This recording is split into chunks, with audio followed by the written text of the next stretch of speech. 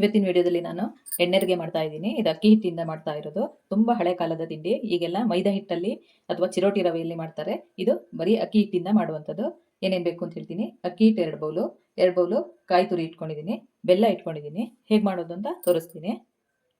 ಹೀಗೆ ತೆಂಗಿನಕಾಯಿ ತುರಿಯನ್ನ ರುಬ್ಕೊಳ್ಬೇಕು. 2 ಬೌಲು ಸಪ್ರೇಟಾಗಿ ರುಬ್ಕೊಳ್ಬೇಕು. ಸ್ವಲ್ಪ ನೀರು ಹಾಕ್ಕೊಳ್ಬೇಕು, ಜಾಸ್ತಿ ನೀರು ಹಾಕ್ಬಾರ್ದು. ಇದನ್ನ ರುಬ್ಬಿ ತರ್ತೀನಿ. ರುಬ್ಬಿದ್ದಾಗಿದೆ, ಪೇಸ್ಟ್ ಥರ ಮಾಡ್ಕೊಂಡಿದ್ದೀನಿ. ಒಂದು ಅರ್ಧ ಬೌಲಷ್ಟು ಅಂದರೆ ಅರ್ಧ ಲೋಟದಷ್ಟು ನೀರು ಹಾಕಿದ್ದೀನಿ. ಇದಕ್ಕೆ ಒಂದು ಚಿಟಿಕೆ ಅರಿಶಿನ, ಒಂದು ಚಿಟಿಕೆ ಉಪ್ಪು ಹಾಕ್ಕೊಳ್ತೀನಿ. ಇದಕ್ಕೆ ಅಕ್ಕಿ ಹಿಟ್ಟು ಹಾಕಿ ಕಲಿಸ್ಕೊಳ್ತೀನಿ. ಅಕ್ಕಿ ಹಿಟ್ಟು ಎಷ್ಟು ಬೇಕು ಅಂತ ನೋಡ್ಕೊಳ್ಬೇಕು ಕಲಿಸ್ಕೊಂಡು.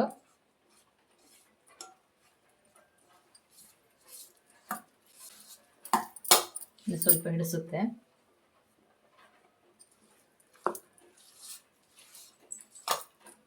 ಇದು ತುಂಬಾ ಹಳೆಯ ತಿಂಡಿ. ಇದನ್ನೀಗ ಮಾಡೋದೇ ಮರ್ತಿದ್ದಾರೆ. ಕೆಲವರೆಲ್ಲ ಕಷ್ಟ ಅಂತ ಹೇಳಿ ಮಾಡೋದೇ ಇಲ್ಲ. ಟೇಸ್ಟ್ ಆಗಿರುತ್ತೆ ತಿನ್ಲಿಕ್ಕೆ. ತೆಂಗಿನಕಾಯಿ ಸ್ವಲ್ಪ ಜಾಸ್ತಿ ಹಾಕಿದ್ರೆ ಸ್ಮೂತ್ ಆಗುತ್ತೆ. ತೆಂಗಿನಕಾಯಿ ಕಡಿಮೆ ಹಾಕಿ ಅಕ್ಕಿ ಹಿಟ್ಟು ಜಾಸ್ತಿ ಹಾಕಿದ್ರೆ ಸ್ವಲ್ಪ ಗಟ್ಟಿಯಾಗಿ ಅಗದು ತಿನ್ನೋಕೆ ಚೆನ್ನಾಗಿರುತ್ತೆ.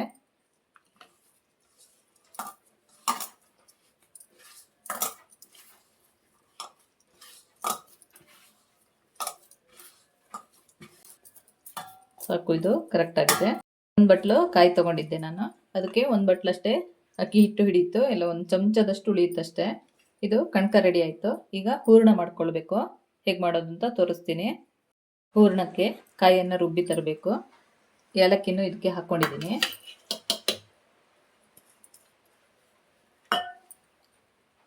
ಒಂದು 2 ಸ್ಪೂನಷ್ಟು ನೀರು ಹಾಕ್ಕೊಳ್ತೀನಿ. ಕಾಯಿ ರುಬ್ಬಿ ತಂದಿದ್ದೀನಿ, ಇದಕ್ಕೆ ಹಾಕ್ಕೊಳ್ತೀನಿ.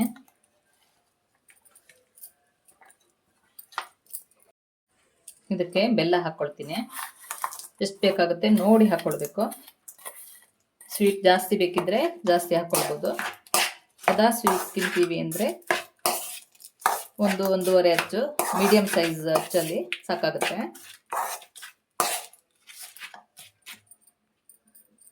ಇದನ್ನೀಗ ಒಲೆ ಮೇಲೆ ಇಡ್ತೀನಿ, ಮುಚ್ಚಬೇಕು.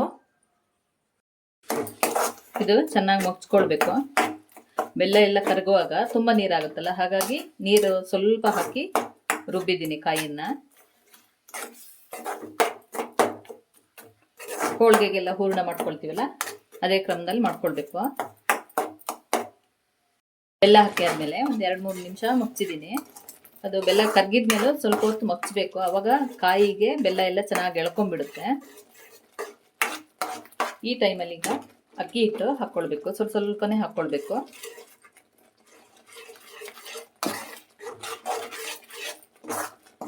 ಉರಿನ ಕಡಿಮೆ ಇಟ್ಕೊಳ್ಳಿ.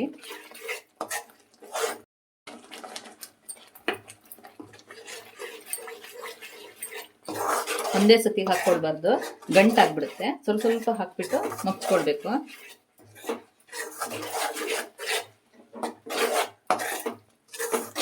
ಲೋ ಫ್ಲೇಮಲ್ಲಿ ಇಟ್ಕೊಂಡಿದ್ದೀನಿ.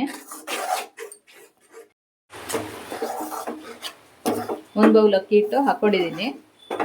ಅದೇ ಬೆಲ್ಲ ತುಂಬ ಕಡಿಮೆ ಹಾಕ್ಕೊಂಡ್ರೆ ಈ ಅಕ್ಕಿ ಹಿಟ್ಟೆಲ್ಲ ಹಾಕುವಾಗ ತುಂಬ ಚಪ್ಪೆ ಆಗಿಬಿಡುತ್ತೆ. ನೋಡಿ ಹಾಕ್ಕೊಳ್ಬೇಕು.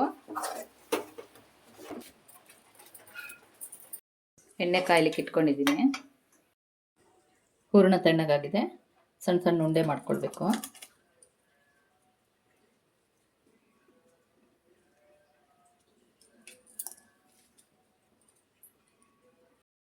ಕಣ್ಕದ ಹಿಟ್ಟನ್ನ ಹೂರ್ಣಕ್ಕಿಂತ ಸ್ವಲ್ಪ ದೊಡ್ಡದಾಗಿ ಉಂಡೆ ಕಟ್ಕೊಳ್ಬೇಕು. ಇದು ಮೈದಾ ಹಿಟ್ಟಿನ ಥರ ಎಳೆದು ಬರುವುದಿಲ್ಲ, ಅಕ್ಕಿ ಹಿಟ್ಟು ಮತ್ತು ಕಾಯಿ ಆದ್ರಿಂದ.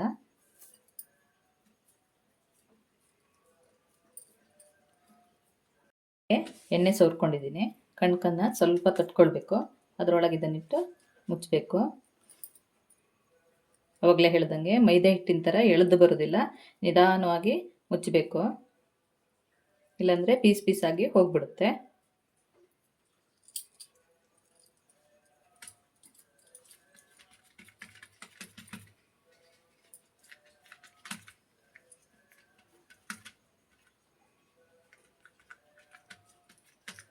ತೆಳು ತಟ್ಟಿದ್ರೆ ಗಟ್ಟಿ ಆಗಿಬಿಡುತ್ತೆ.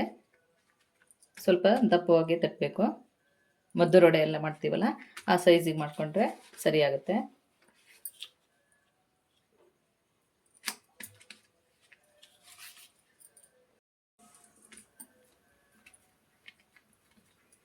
ಹೂರಣನೂ ಅಷ್ಟೇ ತುಂಬ ನೀರಾಗಿ ಮಾಡ್ಕೊಳ್ಬಾರ್ದು, ಹೀಗೆ ಕರೆಕ್ಟಾಗಿರಬೇಕು. ಅವಾಗ ತುಂಬಿಸ್ಲಿಕ್ಕೆ ಚೆನ್ನಾಗಾಗುತ್ತೆ. ಒತ್ತುವಾಗೂ ಅಷ್ಟೇ ಕಣ್ಕ ಬೇರೆ ಹೂರ್ಣ ಬೇರೆ ಆಗೋದಿಲ್ಲ.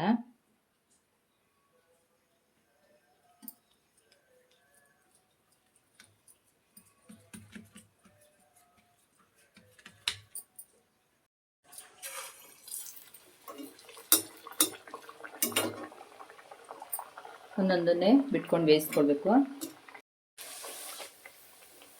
ಇದು ಉಬ್ಕೊಳ್ಳುತ್ತೆ, ಮೈದಾ ಹಿಟ್ಟು ಹಾಕದೇ ಇದ್ರೂ ಉಬ್ಕೊಳ್ಳುತ್ತೆ.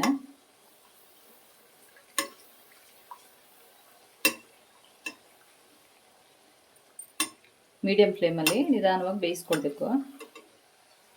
ಕಾಯಿ ಹಾಕಿರುತ್ತಲ್ವ, ಹಾಗಾಗಿ ಎಣ್ಣೆ ಜಾಸ್ತಿ ಕುಡಿಯೋದಿಲ್ಲ ಇದು.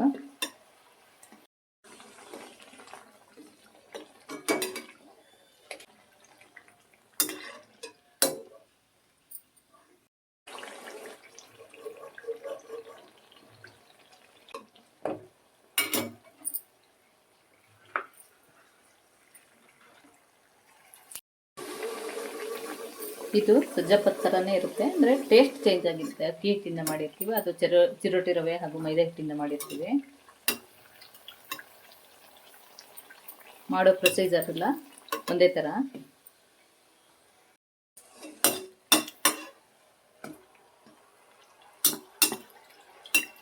ಕರೆಕ್ಟ್ ಅಳತೆಯಲ್ಲಿ ಮಾಡಿದ್ರೆ ಹೀಗೆ ಉಬ್ಕೊಂಡು ಚೆನ್ನಾಗಿ ಬರುತ್ತೆ. ಅದೇ ಅಕ್ಕಿ ಹಿಟ್ಟು ಸ್ವಲ್ಪ ಜಾಸ್ತಿ ಹಾಕಿದ್ರೆ ಇಷ್ಟು ಉಬ್ಬೋದಿಲ್ಲ, ಗಟ್ಟಿ ಆಗಿಬಿಡುತ್ತೆ. ಇದು ಕಾಯಿ ಅಕ್ಕಿ ಹಿಟ್ಟು ಸಮ ಪ್ರಮಾಣದಲ್ಲಿ ಹಾಕಿದ್ದೀನಿ, ಹಾಗಾಗಿ ಇಷ್ಟು ಚೆನ್ನಾಗಿ ಬರ್ತಾ ಇದೆ.